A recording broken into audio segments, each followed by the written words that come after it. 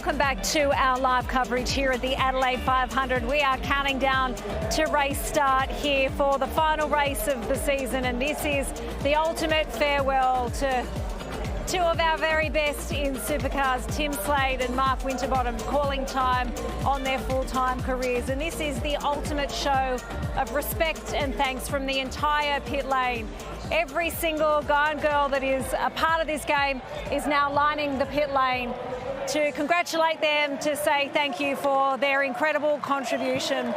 For Mark Winterbottom, he's done just about all of it. Mark Scaife and Jack Perkins. He is a Supercars champion, a Bathurst 1000 winner, a two-time Sandown 500 winner, and his stats are extraordinary. 286 rounds, 645 race starts, 39 wins, 36 poles, and 120 podiums. As he says farewell to the game, what is Mark Winterbottom's legacy? Well, look, he's just been an unbelievable personality and a great ambassador for the sport for a long, long time, Jess. In fact, for a long time, he was Ford's frontman. And when he was Ford's frontman, it was basically Whincup versus Winterbottom there for a long time. He came in as a young charger from Mark Larkham's team originally. He joined FPR and the Pro Drive team, and now later into Tickford Land, and getting the ride with Charlie Swerkolt and getting their first win in Darwin last year was great.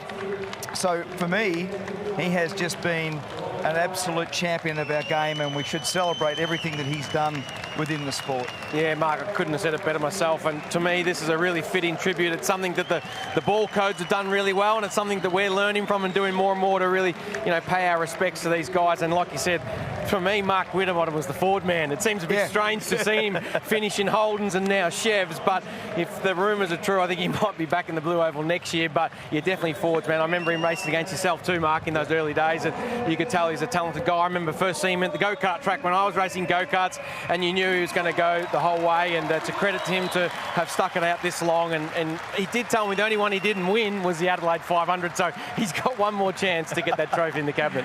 Yeah, he's actually said that to you a couple of times, hasn't he? Yeah. I've got a bit of unfinished business here with this joint. Yeah, he certainly does, and he'll have an opportunity to try and get the elbows out this afternoon. One last time. I know it's a very emotional moment for him. He's got his entire family here this weekend, and exactly the same for Tim Slade. Pretty fitting to be hanging up the helmet here this afternoon, considering that he made his debut here at Adelaide back in 2009, and he's had 207 round starts, 451 race starts, 2 wins, 2 poles, and 17 podiums. So congratulations, and thank you to Tim Slade and Mark Winterbottom for everything they've done in this category. As we count down to race start here at the Adelaide 500, let's get to Larko. Yeah, well done, Frosty, and well done, Timmy Slade. Hey, Adelaide, the event. I often say to people, if you want to go to a race, you go to Bathurst. If you want to go to a race event, you go to the Adelaide 500. There are so many twists and turns and quirks. Let's just go through some of them as we arrive here on Sunday. The first one, it is unforgiving, incredibly unforgiving. So much so, let's talk about Richie Stanaway and concussion. AFL, we know about concussion. We know about the scat test that they do for concussed players. Well, no different in our game. Richie Stanaway, he has this big whack. Doesn't look too bad when he hits the wall, but that was 52G.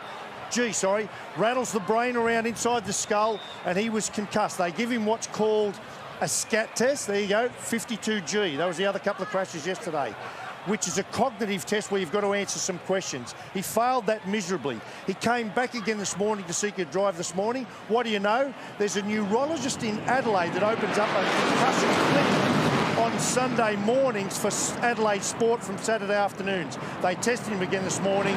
No good, so he was out, unfortunately. Kai Allen in. Number 4, we saw the winners yesterday, 888 and Will Brown. I can't pay these guys enough credit. It's the culture of this team.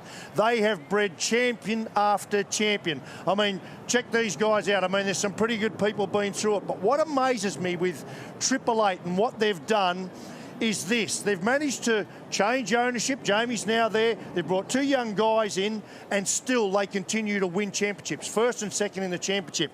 And Mark Dutton said it to me as we go to our next point. He's the team manager in there. The final series. They're going to not waste today. They're going to treat today a little bit like as if it was the finals next year. It all changes next year. This is what happened here yesterday, right?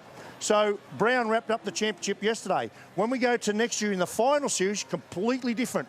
We would be vying for a championship today, and that's what it would look like. Only 8 points between first and second, and another 2 blokes right on their tail. Just think about the intensity of this next year. Will be incredible.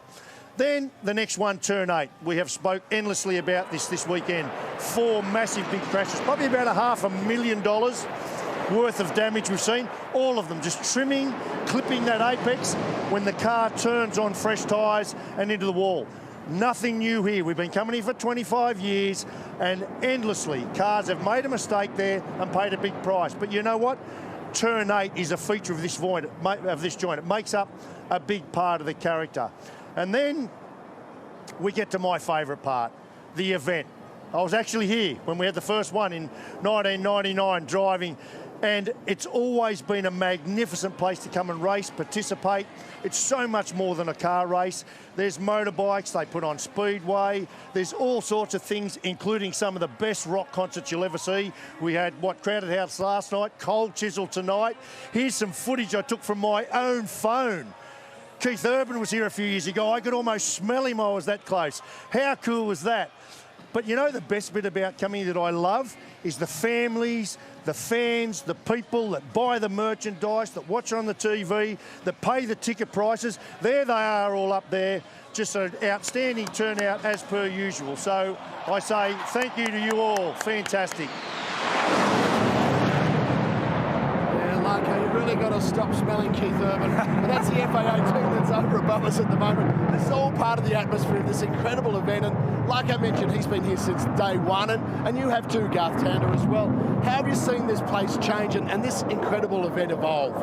I mean, we came here in 1999 for the first supercar race post the Grand Prix era here in Adelaide, and it changed the game as far as supercars went, because the scale of this race was beyond anything we'd ever seen before. The build of the facility and the way that it continues to get bigger and bigger and better every year since we first came here.